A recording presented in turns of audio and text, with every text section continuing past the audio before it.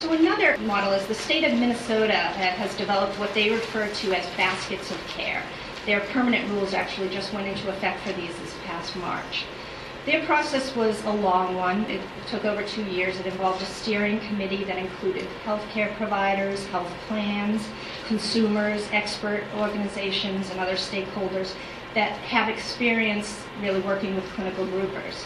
And the development of what goes into each of the baskets that they developed was carefully vetted subsequently through an extensive stakeholder and expert process. The baskets that they've developed define the scope and the set of care for a condition or a procedural episode. The state only put forth the specific contents of each basket and some basic rules about the implementation, but they didn't define the payment structures or the mechanism. Instead, providers and payers simply agree upon the payment for a basket in advance through the negotiation process, and payers then will make that basket available to their beneficiaries. There are also quality measures that are built into these baskets of care that are predefined with each basket, and the providers are required by the Department of Public Health to submit quality measures for each basket if they're participating. So the way that this sort of payment model works is the basket owner submits the claim to the payer, and the additional providers submit what they call encounter data,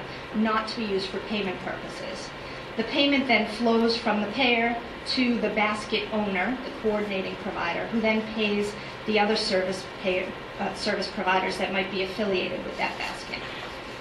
They've developed 8 different baskets, some of them chronic diseases and a few acute procedural episodes, including pediatric asthma, diabetes, prediabetes, lower back pain, obstetric care, preventive care, that's primary care assessment and referrals, and total knee replacement. As I mentioned, the calculation is based on a predefined negotiated payment between the payer and the basket owner as it's purchased by the consumer.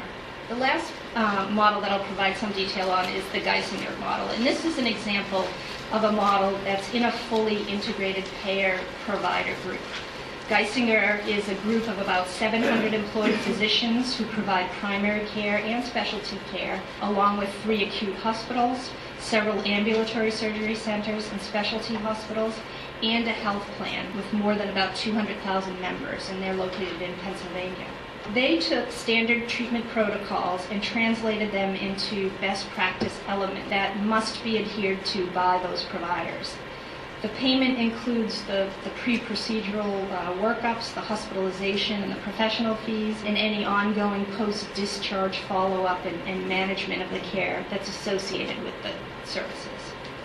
The providers are paid a flat fee for the services that were delivered from the time of notification of the event or of the needed surgery through 90 days after the event. And in this case, we're actually talking about CABG surgeries. Geisinger began with coronary bypass graft surgery and then expanded the program to include some other episodes like hip replacement, cataract surgery, angioplasty, bariatric surgery, perinatal care, and low back pain incident. The calculation of the payment rate is a single packaged rate that's based on best practices services that are included in the care. This also includes a 50% of the average readmissions costs that are calculated from a 2-year look back at historical data for a comparison group across all similar episodes, so that's sort of equal to the PAC allowance. Something not listed here is they also build in what they call the patient compact, which is a joint Geisinger patient agreement that emphasizes the importance of the care ownership, both between Geisinger and the patients, as well as their family. As I mentioned throughout this process, there is a great deal of detail presented in the report that was published on Friday on these models, as well as a few additional models, like IHI's pilot that's just beginning, and the Medicare acute care episode demonstration.